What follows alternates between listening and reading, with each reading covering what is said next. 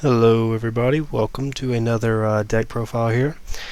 I figured I'd show you my self-built Dark Magician deck. Basically, I built this from scratch. I had the idea, Dark Magician was my favorite card growing up, so I was like, what if I made a deck built on just getting him out? Because old-timey or, just coming around, Dark Magician is still the shit. So Alright, so obviously 3 Dark Magicians since he's going to be our main card. We also have 2 Breakers. Why? It's 4 stars, so it's good for Synchro. It's also, it's actually a 1900 powerhouse as long as you don't activate its effect. And then also if they have a face down card that they're just like really curious about, you can use this effect, take off the spell counter, his attack goes down to 1600, which isn't that bad, it's still pretty good. And then you destroy that spell or trap card. Then we have tell you what, I'll tell you the deck profile and then I'll tell you what they do like in my last video. So 3 Dark Magicians, 2 Breaker, 1 Copycat, 2 Dark Magician Girls, 3 Tengu, 1 Sangan, 3 Skilled, 3 Thunder King, and 2 Tour Guide, 2 Dark Magic Attack, 2 Dark Magic Curtain, 2 Magic Formula, 1 Magical Mallet, 2 Mystical Space Typhoons, 1 Sage's Stone, 2 Swords of Revealing Light, 2 Thousand Knives, a Mirror Force, a Solemn Judgment, 2 Warnings, and 2 Ultimate Offerings. And then in the extra deck we'll have Gemknight Pearl, Genosaurus, Kachikochi Dragon, Magi Magician Girl, number 17, number 39, and Wind-Ups and Manians. Okay, so yes, like I said, the 3 Dark Magicians, these are main. Breaker, I already explained. Copycat. Okay, basically this is what you do for Copycat. Say they have a powerful wall built up right now, like they just got like a 3000 attack point hitter or anything like that. What you do, summon Tour Guide, use its effect, bring out Sangan. Overlay for Leviathan Dragon. Detach, you got a 2500 hitter. The monster you want to detach, Sangan. Then with Sangan's effect, you can add 1 1500 less attack point monster from your deck to your hand. Add Copycat.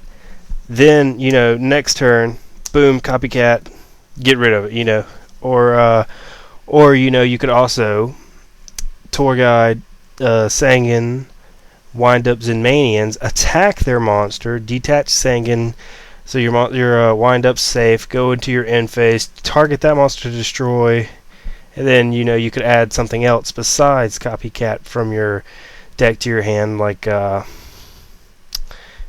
actually, it's mainly built for Copycat, but if you don't build it exactly like mine, you can add something else into it. However, all mine have more than 1500, excluding Copycat.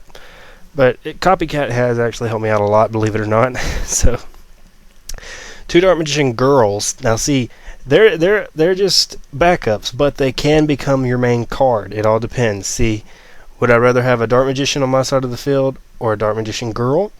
A Dark Magician, of course. However, if I have 3 Dark Magicians in the graveyard, I would rather, if I had 2 Dark Magicians in the graveyard, I'd rather have a Dark Magician Girl on the field. Why? Because they gain 300 attack for each Dark Magician in the graveyard. So, if you've got 2 in there, it's 2600, it's already better than a Dark Magician. If you got all 3 in there, that's 2900, boom. And then we have the Tengus, of course. You got those for basically level 4 XE or, Tengu's your defense wall or whatever. They got something on the field that you don't think you can get through anytime soon. Tengu in defense mode. They do something, get rid of your Tengu, here's another one, and again, here's another one, Skilled Dark Magician, of course, for the effect. Each time a spell card is activated, you can place a spell counter on it. When you have 3 on there, you can tribute the Skilled Dark Magician, Skilled Dark Magician, so you can special summon a Dark Magician from your hand deck or graveyard, so that's a very good card. That depends on luck, though, if you can keep it around that long. Normally, I can normally get a Dark Magician out of one of these 3 guys. And you have your Thunder King, of course. He's in the deck, just in case you're facing Light Sworns or something. And he's also a 1900 powerhouse. That's not that bad, but that's a great thing to have. Plus, on the chance that you are facing Light Sworns, they go for JD, get rid of Thunder King, boom, they can't special summon. And, well, actually, that goes for any special summon, really. They go to special summon something, send Thunder King to the grave, it's negated.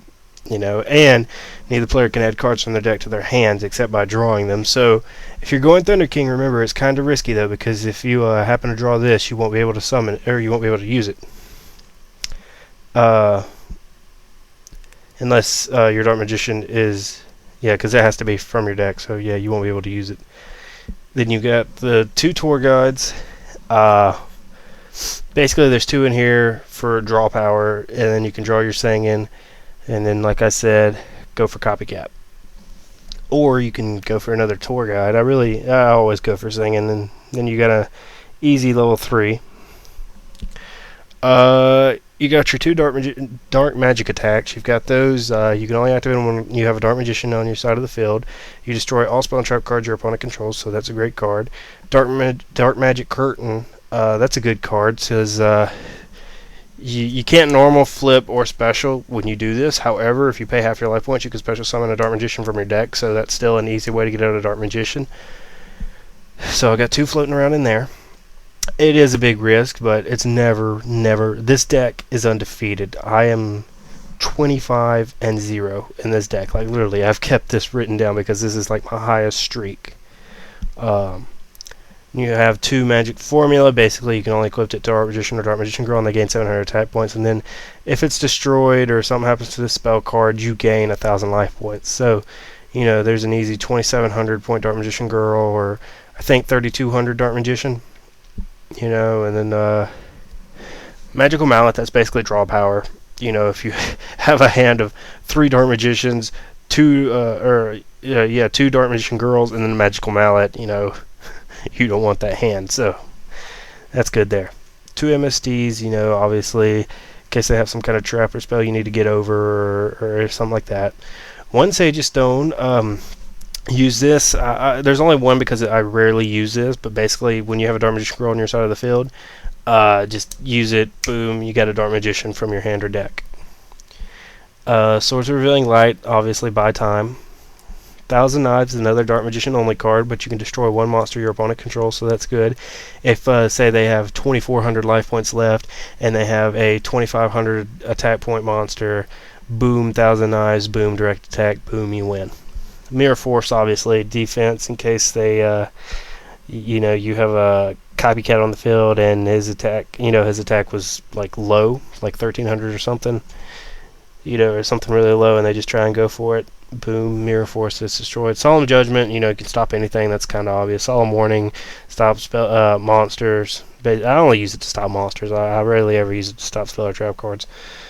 And then Ultimate Offering, you can do that so you can get multiple monsters on the field. So you can, like a Thunder King,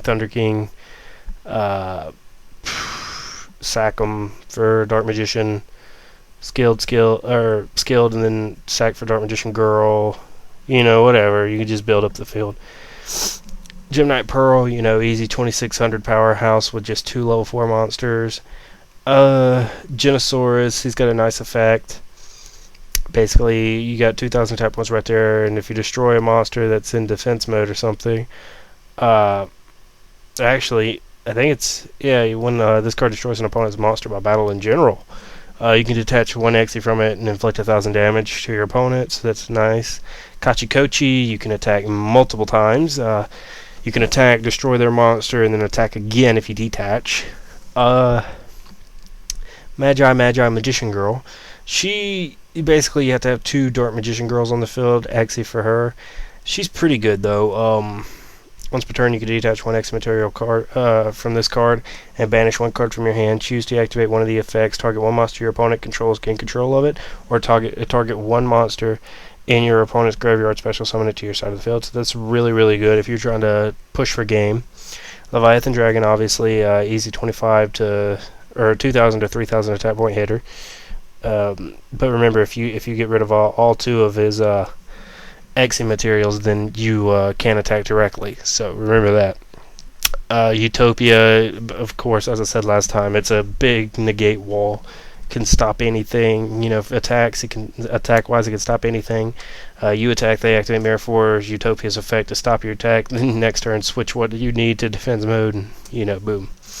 And then wind-ups and Manians. Of course, as I said, they have something big on the field that you need to get over. Summon it, attack, detach, go to end phase, and destroy it. So that's it for this deck. Let me know if you try it out. Let me know what your streak is, because I'm not even messing with you guys. It's 25-0. I have it written down right here. So that's it for this episode. Thank you guys for watching, and I'll see you next time.